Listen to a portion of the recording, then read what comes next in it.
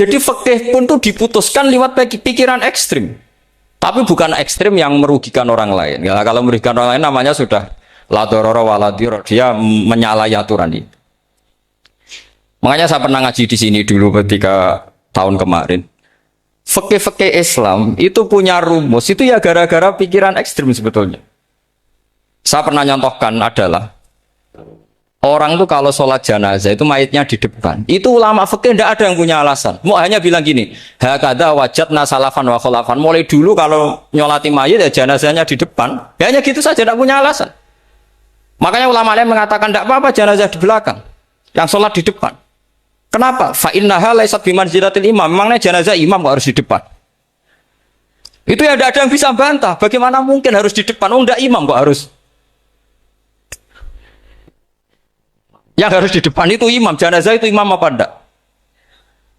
Bismillahirrahmanirrahim.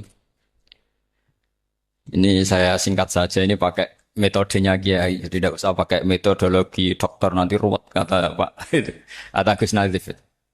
Begini, faham fundamentalisme atau ekstremisme atau apa sajalah. Itu korban pertama adalah Rasulullah SAW. Bukan kita, tapi Rasulullah. Karena mindset pikiran orang-orang yang memaksakan garis lurus, itu pokoknya seperti ini. Misalnya begini, nubuah, cara berpikir Nabi itu beda dengan cara berpikir orang banyak. Jadi kalau Rasulullah itu punya teman, misalnya Abu Bakar, Umar, Utsman, Ali, teman-teman yang biasa heroik, biasa pahlawan. Ciri khas heroik itu adalah dia suka memberi. Itu kalau Nabi dapat ghanimah itu tidak dikasih. Karena cara berpikir Nabi, orang yang biasa baik, biasa memberi, biasa pahlawan, biasa patriotis. Kalau biasa dikasih ini jadi pasien. Masa biasa jadi pahlawan, sekarang jadi apa? Pas. Ini pikiran Nabi. Tapi pikiran orang-orang Khawarij beda. I'dil ya Muhammad. Muhammad kamu itu harus adil. Bagaimana mungkin kita-kita ini yang lama ikut perang? Kemudian yang mendapat bagian banyak ini orang yang baru bergabung sama Islam. Nabi masih rileks, masih jawabnya ada emosi, masih rileks. Wa may ya'dilu di dalam adil. Kalau saya ada adil, lalu siapa yang paling adil? Umar tidak serantan Joro Jawa itu emosi sekali. Khalid bin Walid, dakni ya Rasulullah adrikumullah, saya kasih izin atau biarkan saya membunuh orang itu. Tapi apa kata Rasulullah? Jangan, nanti saya dikira membunuh sahabat saya. Rata-rata syarikul hadis mengatakan itu namanya Dzulquwaisy. Artinya begini, ketika Anda berpikir bahwa adil adalah pembagian secara rata, Anda akan menabrak pikiran kedua. Dan itu korbannya adalah Rasulullah Muhammad SAW. Ternyata tulisannya cerita seperti ini. Ini biar sampai tahu sejarah fundamentalisme atau ekstremisme. Orang-orang kayak saya sebut contoh ya, karena saya punya tradisi ahli hadis. Ketika beberapa orang dikasih Rasulullah, ada yang dikasih kambing sampai 100, sampai unta 100, sampai ada yang dikasih mabenan jabatan. Itu pernah dihitung sekitar 4.000. Sementara sahabat-sahabat muhajirin gak dikasih apa-apa, orang Ansor juga gak dikasih. Setelah mereka dikasih, ya pulang. Sudah dapat ya pulang. Ketika Nabi digugat, itu peristiwa Hunain juga beberapa kali dialami Nabi. Apa kata Rasulullah? Ama tartona ayarji an-nasu bisyati wal ba'ir wa tarjibuna antum bi Rasulillah sallallahu alaihi wasallam ila rifat. Dorong Jawa ngeten lihat. Mereka ketemu saya ini Nabi, saya ini Rasulullah, tapi mereka minta saya itu kambing. Setelah saya kasih kambing ya mereka pulang. Bayangkan kalian orang Ansor, kamu pulang itu membawa saya. Enak mana? Untung mana? Bawa kambing sama bawa Rasulullah. Baru orang Ansor nangis. Rodina ya Rasulullah, Rodina. Akhirnya Rasulullah ikut pulang. Orang Ansor ke Medina. Orang-orang Bedui Mekah yang baru Islam, gak ngurusi Rasulullah, sementara untuk wedus pulang. Samaan milih jadi orang Bedui apa orang Ansor? Ansor. Sekarang ya seperti itu. Kamu biasa heroik, biasa ngasih kiai kamu, ngasih hadiah kamu, biasa ngasih ibu kamu uang. Ternyata ibu kamu setelah kamu kasih uang, dikasihkan adik kamu atau kakak kamu yang nggak pernah kerja. Terus kamu marah-marah, ini tidak adil. Saya yang memberi nggak dikasih, ini yang nggak kerja dikasih terus. Loh kamu biasa jadi pahlawan kok turun kelas menjadi apa? Pasien. Kamu milih jadi pahlawan apa pasien? Pahlawan. Jadi sebetulnya faham-faham ekstremis ini dari kegoblokan. Dari kegoblokan berpikir nubuah sehingga tidak punya rasa ibadah. Lah ini yang menjadi orang-orang ekstrim. Jadi korban pertama ekstremitas itu bukan sahabat tapi Rasulullah Shallallahu Alaihi Wasallam, yaitu Nabi dibilangin oleh mereka, "I'dil ya Muhammad, kamu kalau bagi harus adil." Pikiran mereka kalau adil sama rata sama. Jadi kalau pakai pikiran itu, saya minum di sini itu haram. Mau ndak ikut bikin kok minum. Enak tamu, toko-toko mangan, sing masak kangelan urung mangan. Itu jadi edan bareng gitu. Itu sama seperti kasusnya Bahram Al-Majusi itu. Dia itu seorang raja kaya, punya anak cantik. Dipikir-pikir, anakku ayu dirabi nang liya rugi, sing gedhekno aku sing rumah aku dirabi wong liya. Maka dia berpikir mau dinikahi sendiri. Karena tadi melihat Mas Nadif kayak orang Kenya tadi, apa Nigeria? Nigeria. Malah nggak layak itu maksudnya untuk orang. Ini Mas Nadif ini termasuk harus mendukung gerakan tidak ekstrim. Nyawanya masih itu karena barokahnya beliau agak-agak gitu. Tapi nggak sampai liberal ya, agak-agak pokoknya itu. Karena ketika ada gerakan ekstrim di Mesir, itu termasuk dia DPO. Ternyata setelah ada intelijen, beliau pas buka itu nggak makan dulu tapi rokok dulu. Wah ini mesti orang sekuler, nggak ekstrim. Akhirnya nyawanya sampai sekarang itu barokahnya rokok pas iftar itu pas. Tanya ini masih hidup ya Mas ya? Ya pernah sepuh sama saya. Jadi pikiran-pikirannya Bahram itu seperti itu. Walhasil akhirnya Bahram itu menikahi anaknya sendiri. Masyhur itu dalam cerita. Jadi ceritanya itu ada seorang wali tidur di Masjid Haram sama Rasulullah, ditemuin gitu. Terus kata Rasulullah, salam saya untuk Bahram Al-Majusi. Ternyata dicari-cari nggak ada Bahram lain kecuali Bahram yang berdua, bahkan anaknya sendiri mau dinikahi. Ya cara berpikir karena seperti itu. Kalau kita berbuat banyak harus dapat. Itu bahaya. Bahaya sekali karena kalau dalam teori beragama itu al-yadul ulya khairum minal yadis sufla. Kalau biasa ngasih ya ngasih saja, itu heroik. Itu bagus. Jangan biasa ngasih sekarang bermental apa? Pasif. Makanya saya itu kalau ngajar di pondok yang dulu pernah saya belajar di situ atau yang pernah sepuh itu, dikasih itu bingung.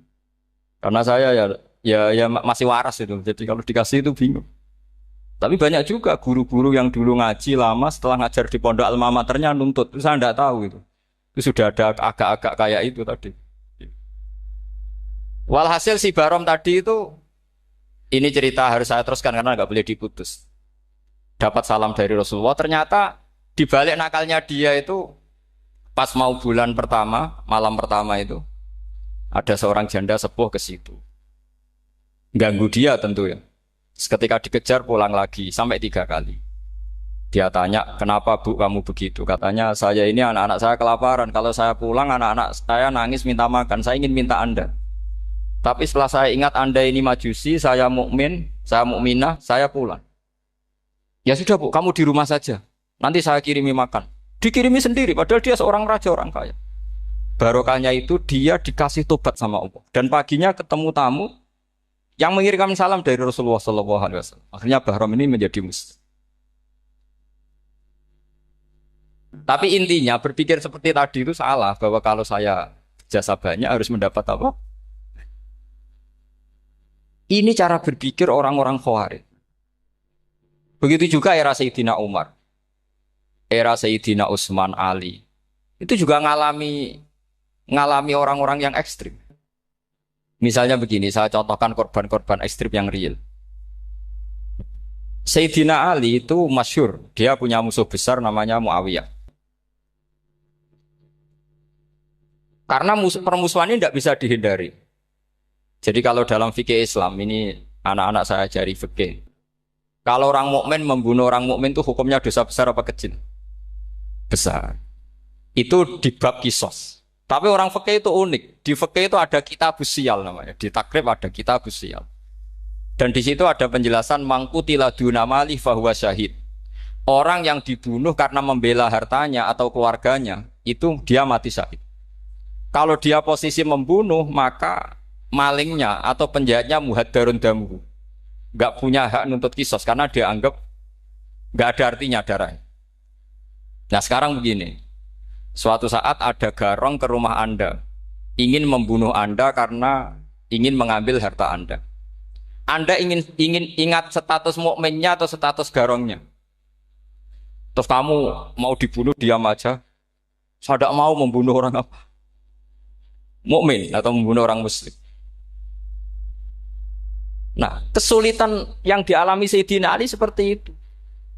Orang-orang Khawarij cara berpikir ndak Ali ku geblek. Wong mukmin kok pengen mateni mukmin. Muawiyah yo geblek pisan. Wong mukmin kok pengen mateni orang mukmin. Padahal suasana sudah kacau. Ketika seorang penjahat mau membunuh yang punya rumah dan yang punya rumah ingin membunuh penjahat. Itu namanya mukmin bentrok sama orang mukmin. Apa orang benar sahibul hak ingin mempertahankan haknya? Tidak sampai saya tanya. Itu sahibul hak, yaitu yang punya rumah, ingin mempertahankan haknya. Meskipun dalam duel ini kadang terjadi pembunuhan. Nah di sini ini ya, ulama ahli sunnah menyebut masalah istihadiyah. Kelompoknya Sayyidina Ali mempertahankan nyawanya, meskipun dengan cara membunuh pasukan Muawiyah. Pasukan Muawiyah juga mempertahankan nyawanya, meskipun harus membunuh pasukan Ali. Zaman itu susahnya istihad seperti itu. Tapi orang Khawarij cara berpikir enggak, ini biang keladi masalah itu Ali sama Muawiyah. Akhirnya mereka malah rapat, ya sudah dua-duanya bunuh saja. Ya masyhur tuh, akhirnya Sayyidina Ali dibunuh oleh orang Khawarij. Makanya ini penting ya, pentingnya ngaji seperti ini. Jadi kamu harus dilatih berpikir nubuwah. Ya, dilatih berpikir apa? Nubuwah disebut al-ulama warasatul. Meskipun dengan cara yang ekstrim, tapi pikirannya saja, jangan perilakunya. Saya punya contoh sekian kasus, sekian tragedi. Misalnya begini, saya itu dulu punya teman, dia soleh, bisa baca Fathul Mu'in. Dia itu janggal, bilang sama saya, Gus, tidak biasanya Rasulullah itu agak-agak nyindir orang fakir. Ini kok ada hadis kadal fakru ayakuna kufur, bahwa kefakiran itu mendekati apa? Kekufuran. Dia itu aneh sekali. Biasanya enggak biasanya Rasulullah ngeritik seperti itu. Walhasil ini singkat cerita, anak ini ngalami satu trauma. Dia itu miskin. Gara-gara miskin gitu jadi burunya orang non muslim. Dan sering disuruh nganter majikannya itu ke tempat-tempat lokalisasi. Dia mulai mikir, ini gara-gara fakir saya harus nganter orang ke lokalisasi. Mulai ingat dia, sedekah Rasulullah ini gara-gara fakir saya jadi pengantar orang ke lokalisasi. Suatu saat majikannya itu benar-benar bangkrut. Malah dari disuruh nganter. Pokoknya carikan yang cantik bawa sini. Pusing. Waduh. Nah, dia akhirnya walhasil lari terus keluar. Terus dia cerita. Betapa ekstrimnya fakir. Sehingga gara-gara fakir saya harus jadi penolong orang yang mau apa Mas. Anda boleh berpikir ekstrim, tapi ekstrim dalam melawan kemungkaran itu tadi. Saya nggak boleh jadi fakir. Tapi takutnya fakir yang nanti jadi alat kemas. Imam Ghazali juga punya contoh seperti itu. Imam Ghazali pernah marah besar ketika tren di Baghdad itu orang belajar fikih semua. Hatta la yakuna thamma tabibun illa min ahli dhimmah, kata beliau. Sampai di Baghdad itu tidak ada dokter kecuali orang kafir dhimmah. Akhirnya kalau ada ulama sakit, saya masih ingat pas kecil, kalau ada ulama sakit itu tidak boleh dibawa ke rumah sakit. Takutnya ketemu dokter non muslim malah disuntik langsung apa? Mati. Akhirnya ulama saat itu berfatwa, orang Islam harus ada yang jadi dokter. Banyaklah gus-gus yang sekolah kedokteran. Yang masyhur ya seperti Sahal bin Abdul Fattah. Itu dulu putranya Ki Fattah yang menolong Mbah Mahfud saat sembunyi. Saking idolakannya Basal, anaknya dinamakan Sahal, tapi dia jadi dokter spesialis bedah. Begitu seterusnya urusan negara. Dulu itu orang jabat itu tidak boleh, karena jabat itu dekat dengan syubhat, dekat dengan haram. Tapi gara-gara pejabatnya non-muslim, kalau bikin aturan ya ala non-muslim. Ulama akhirnya sadar, andekan kita yang jabat pasti tidak seperti itu. Bisa bikin perda ini, bisa bikin pelaturan begini yang menguntungkan Islam. Nah, jadilah banyak pejabat yang sekarang muslim. Tempat-tempat maksiat diobrak-abrik sama Satpol PP macam-macam. Kita untung.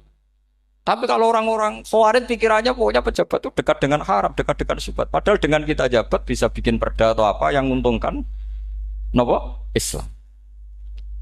Kemudian menjadi masalah baru secara fikih. Ini adik-adik dengerin biar kulino senam fikih.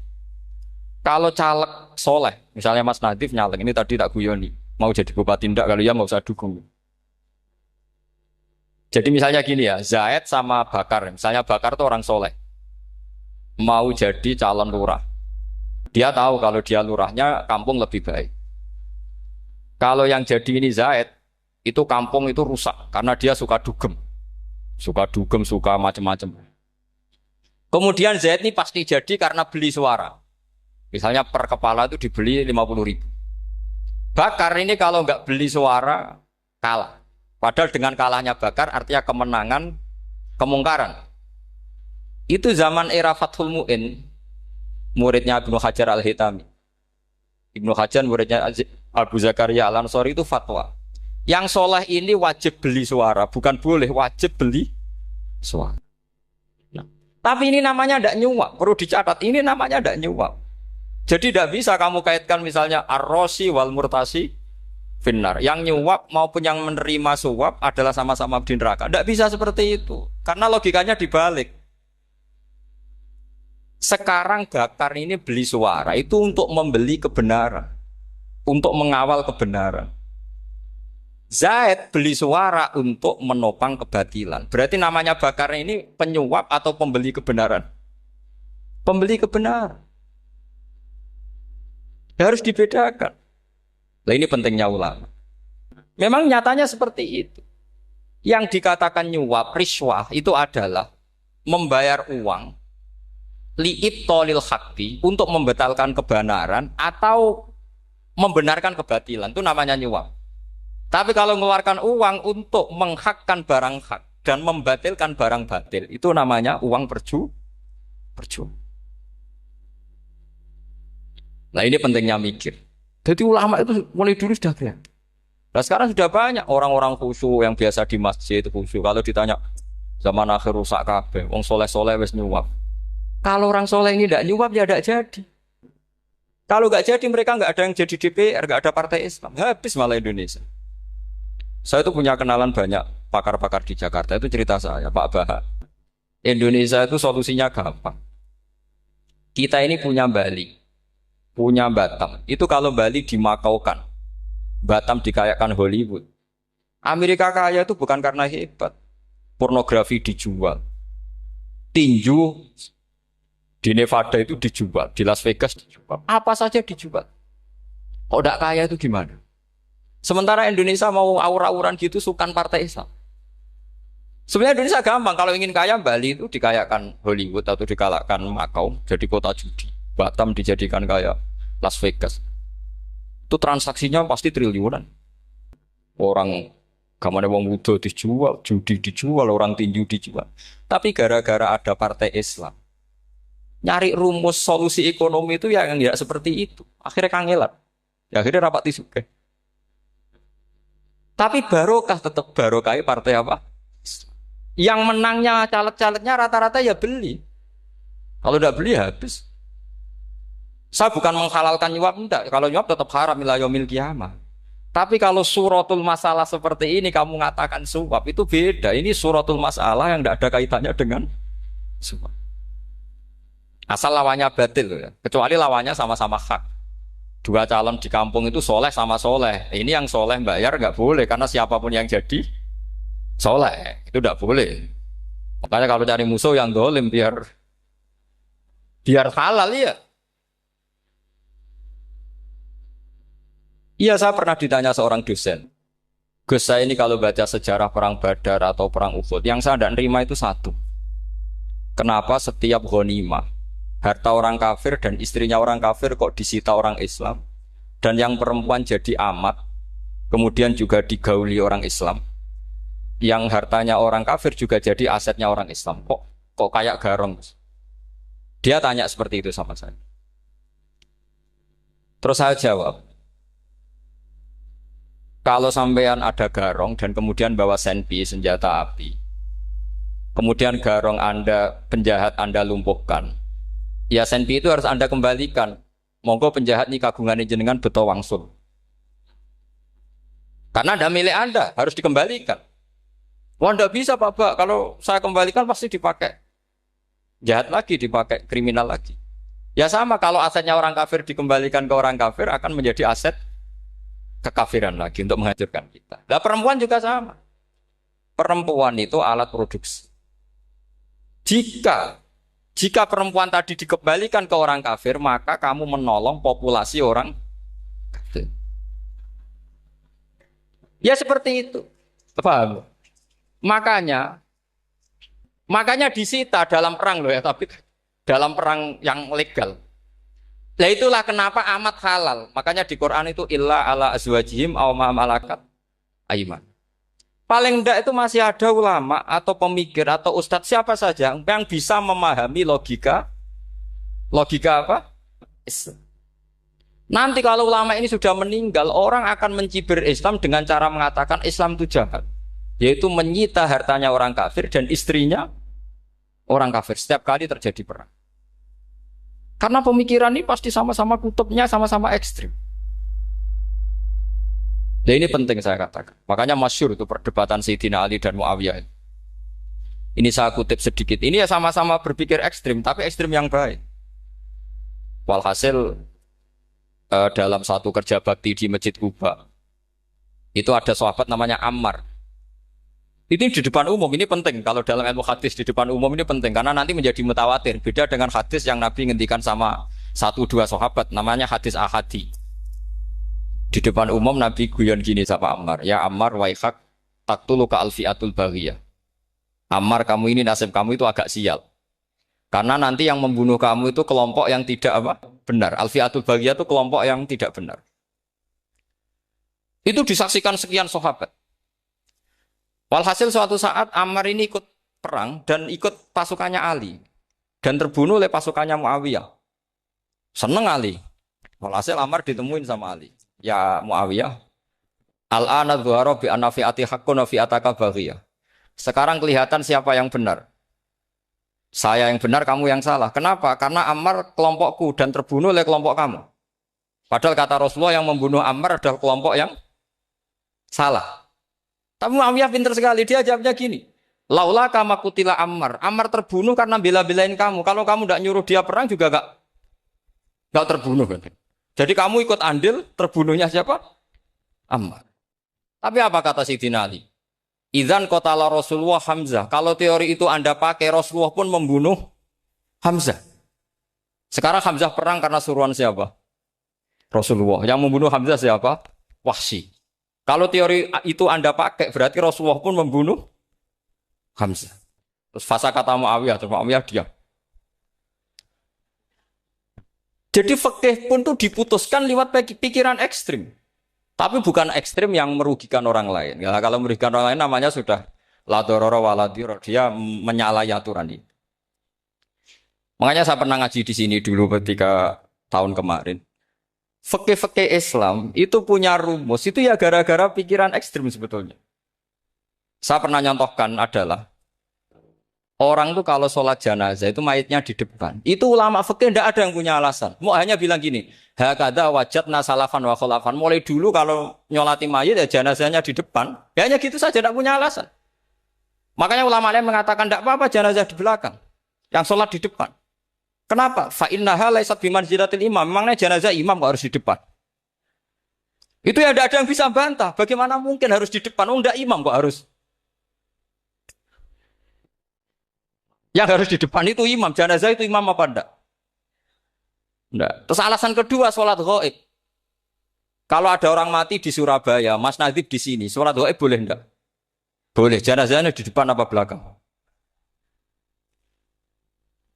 Belakang. Di belakang kan? Berarti harus enggak jenazah di depan? Ya dia mau ngakeh yang jelas kalau itu. Lah ini contoh-contoh kecil. Nah orang Khawarij itu orang yang paling tidak mau menerima otak adik seperti itu. Akhirnya jadi goblok bareng tadi.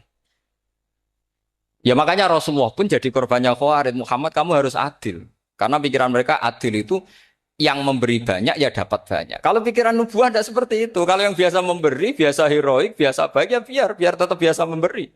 Jangan dilatih jadi apa? Fasih. Ini mungkin adik-adik juga agak keberatan, tapi harus dilatih. Makanya saya itu jadi kiai itu ya mulai kecil anaknya kiai, putu kiai. Saya itu ya mulang tuh seneng. Saya tidak pernah terlintas dikasih santri atau dihormati ya enggak. Mungkin sampai mati agak terlintas. Ya pikiran saya sederhana. Biasa mulang pahlawan malah sekarang pasen itu malah kayak cemen, kayak turun kelas itu. Jadi saya terus ya enggak kepikiran sama sekali. Loh kalau saya minta sama Allah karena itu atasan saya. Makanya ada ulama yang ekstrim gini, ini kisah nyata. Ada ulama alim datang ke seorang raja. Rajanya ini soleh padahal. Ternyata pas raja itu berdoa, ya Allah saya kasih ini, kasih ini. Padahal ulama tadi itu mau mengajukan proposal. Mau minta apa gitu. Terus dia pulang ketika ditanya, Pak Kiai kenapa pulang? Ternyata raja itu minta zat yang sama yang saya mintai. Kalau raja saja masih minta ngapain saya minta raja? Saya akan minta zat yang dimintai raja. Terus pulang dia. Wah itu ya pikiran ekstrim, tapi bagus ekstrimnya. Saya akan minta zat yang dimintai raja. Kalau sampean kan uteke saya les, sholat dinteni, tetap jalo. Oh orang mikir seperti itu. Memang salah didik, salah itu tadi. Nah, ini harus dilatih. Masyhur itu ketika Nabi pas Fathu Makkah itu, orang-orang Ansor ngomentari Nabi gini, ketika Nabi sangat happy di Mekah, sangat enjoy di Mekah, kata orang-orang Ansor, amar rojul fa'adroka durok fatun fi ahli wa ulfatun fi asyiroti. Namanya orang pasti happy kalau di kampung halaman. Jangan-jangan Rasulullah itu nanti hidup di Mekah lagi, karena Mekah sudah dikuasai orang Islam. Beliau pasti kangen sama keluarga, sama Mekah. Tapi ya sama, ketika Rasulullah mulai ngasih itu, orang-orang Quraisy dikasih banyak, orang Ansor juga pikirannya seperti itu. Baru orang Ansor dilatih pikiran nubuwah, yaitu tadi. Mereka itu dapat kambing, dapat sapi, terus pulang. Kamu mendapat saya, milih mana? Milih Rasulullah Shallallahu Alaihi Wasallam. Sekarang kamu saya balik. Kamu punya kiai, kamu bisa memberi hadiah, memberi beliau. Suatu saat kiai Anda ini kaya raya, terus sering ngasih orang-orang yang nggak pernah berjasa. Kamu nggak pernah dikasih. Itu kalau pakai pikiran Khawarij, kiai ini salah karena ngasih orang yang tidak berjasa. Tapi kalau kamu pakai pikiran nubuah, enggak. Alhamdulillah saya tetap istiqomah memberi kiai itu. Dan alhamdulillah nggak dibales. Semoga balasannya di akhirat. Ya sudah seperti itu. Kalau pakai pikiran gengsi tadi seperti itu. Masa biasa memberi sekarang posisi diberi, saya rak turun kelas. Jadi sebetulnya pikiran ekstrim itu boleh, tapi untuk yang seperti ini bukan ekstrim yang tadi. Makanya ini disebut al-hujjat. Al-hujjat itu satu logika yang bisa mematahkan asumsi awal. Ini saya harap santri-santri matolek putra maupun putri berpikir seperti ini. Sehingga sama. Jadi misalnya sekarang dibalik. Kalau ada orang NTT yang masih non-muslim, itu orang kafir yang harus dibunuh atau orang kafir yang harus didakwai. Mesti pikirannya itu, kalau Nabi itu ya semua yang didakwai Nabi dulu orang kafir.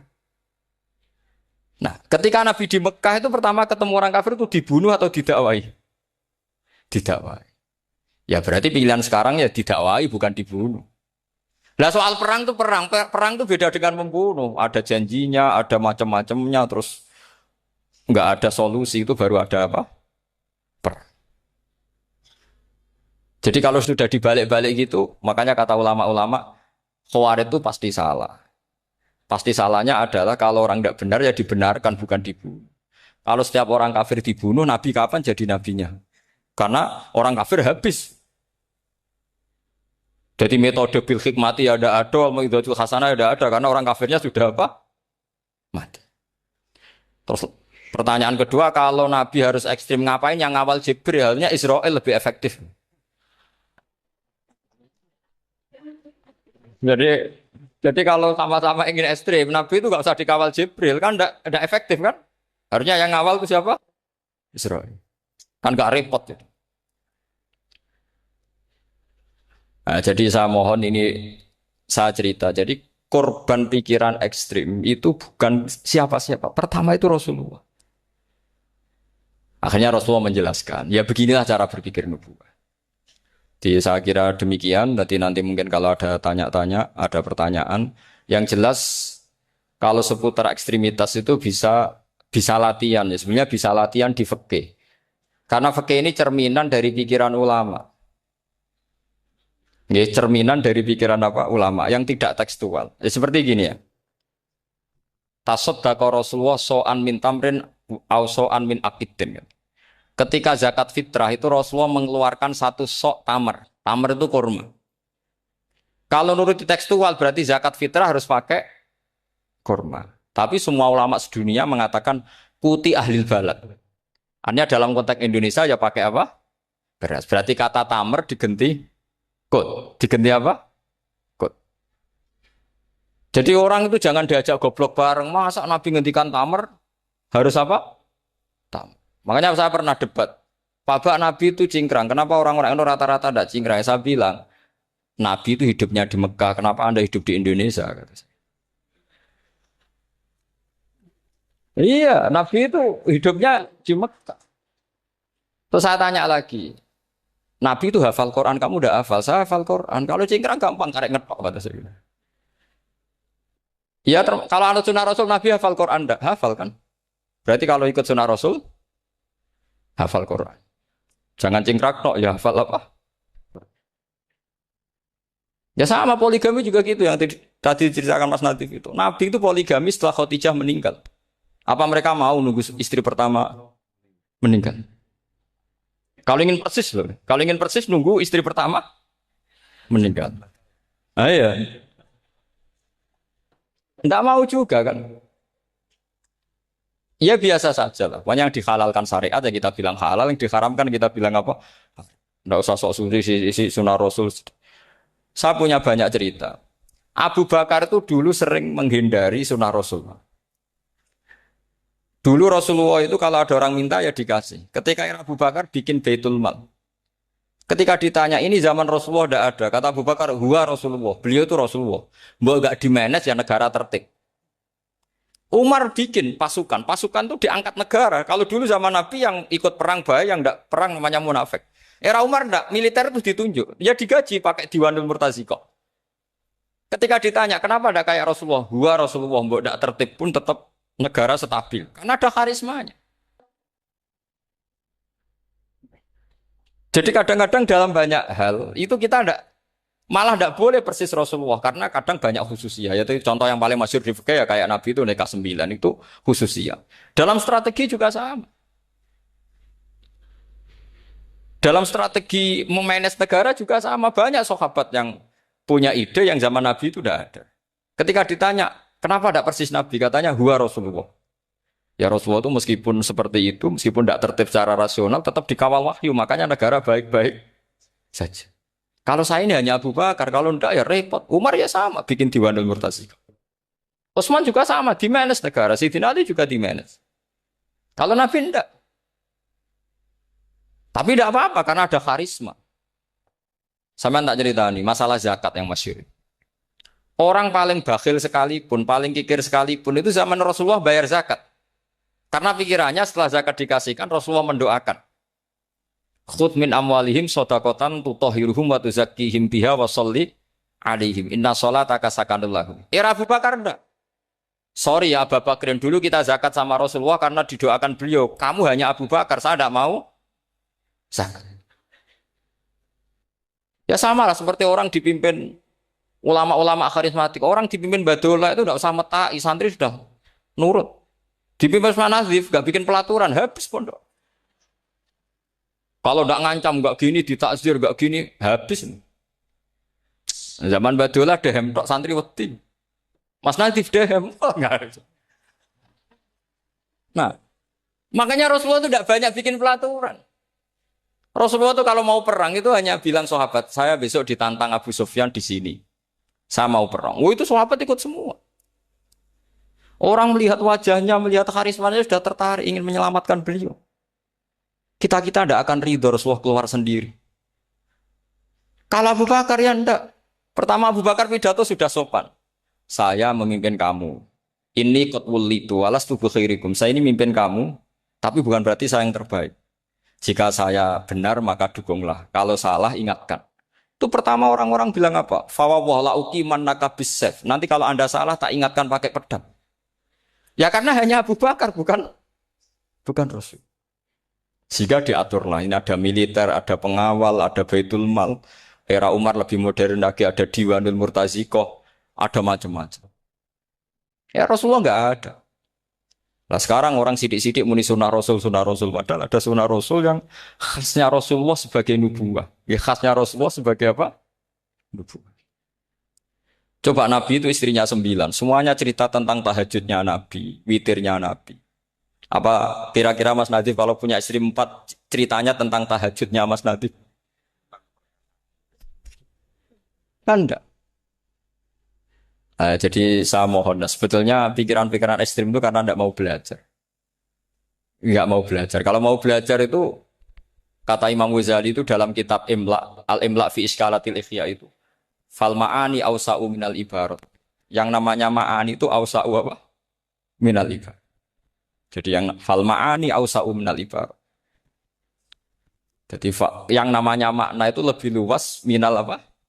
Ibarat. Nah, ini contoh yang paling nyata ya Sayyidina Ali. Ketika Sayyidina Ali perang sama Muawiyah, itu Sayyidina Ali bilang, sebaiknya Muawiyah kirim delegasi, mediator. Saya juga kirim mediator. Terus orang-orang Khawarij karena tadi tekstual. Mahadha ya Ali. Ini apa ya Ali? Lam yujad fi kitabillah. Aturan mediator itu tidak ada di Quran. Bahwa kalau kita perang harus ada mediator itu tidak ada. Terus Sayyidina Ali baca ayat wa in khiftum shiqaqa bainihima fab'atsu hakaman min ahli wa hakaman min ahliya. Jika lelaki dan perempuan, suami istri terjadi shiqaq, terjadi konflik, maka suami kirim satu mediator, yang pihak perempuan juga kirim mediator. Terus Sayyidina Ali ngendikan, wa amru Muhammad a'dhamu min amri rajulin wa imra'atin. Urusan umat Muhammad lebih serius ketimbang urusan hanya sekedar suami dan istri. Maka kita butuh hakam, butuh mediator.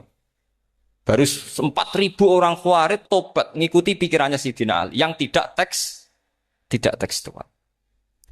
Sama seperti zaman Rasulullah. Ketika Rasulullah mau perang Badar, saya ini mau perang Badar kata Rasulullah. Musuh saya itu 1.000 lebih. Kalian hanya 313. Apa kita teruskan? Itu sahabat langsung bilang gini, saya itu hafal teksnya. Idzan lanaqulu laka kama qalat banu Israil fathab anta wa rabbuka faqatila inna hahuna qa'idun walakin idhab anta faqatila inna ma'akum muqatilun. Ini kelihatan sekali bahwa para sahabat sudah ada tekstual. Orang-orang Bani Israel ketika melihat Musa katanya sakti dan orang dekat Allah, itu cara berpikir orang Bani Israel gini. Walhasil ada perintah supaya Musa itu merangi kaum Jabarin. Orang Jabar ini gagah-gagah, pikirannya orang Bani Israel. Musa kami itu sakti dekat Allah, ya sudahlah sama Allah saja sana, tak tunggu di rumah kabarnya. Itu kan sama dengan santri semedit, roh kiai ini suga, kiai aku suga, serasa tak pikirkan seperti itu. Ya sama seperti itu. Nabi ku kekasih Allah, mesti perang menang, serasa tak ewangi mesti menang. Fadhab anta wa rabbuka faqatila inna hahuna qa'idun. Ya sudah kamu berangkat saja sama Tuhan, tak tunggu di rumah. Tapi apa kata para sahabat Ansor ketika Nabi minta supaya mereka dukung di perang Badar? Langsung bilang, idzan lanaqulu laka kama qalat banu Israil. Kita tidak akan bermental kayak Bani Israil. Ini tekstual apa enggak? Mereka punya mafhum, punya pikiran. Cara Mas Nadi punya kreatif. Bahwa ini mental yang bejat, kita tidak akan meniru seperti itu. Itu sahabat. Jadi dulu sahabat itu makna di Quran juga ada tekstual. Jadi bisa memahami. Nah sekarang orang memaksa semuanya harus tekstual. Ya meskipun tadi jangan terlalu liar terus menjadi liberal. Tapi saya tidak tahu kalau contohnya Mas Nadiem tadi pakai kondom, istiqomah tidak tahu itu pikirannya Jil apa Mas Nadiem tidak tahu saya itu. Itu tidak tahu. Kok sampai sembeling itu saya tidak tahu. Kok lagi juga kalau tidak bisa nyontohkan yang di luar itu, saya itu ya tidak tahu. Mulai dulu ilmunya yang seperti itu terus gitu. Ya tidak tahu lagi. Jadi mulai dulu zaman Nabi pun itu sudah ada pikiran-pikiran seperti itu. Jadi tekstual atau harfiah itu ya enggak. Nyatanya sahabat langsung bilang idzan lanaku rulaka kama qalat banu apa? Esra. Jadi ini saya kira demikian nanti kalau apa ada yang tanya monggo.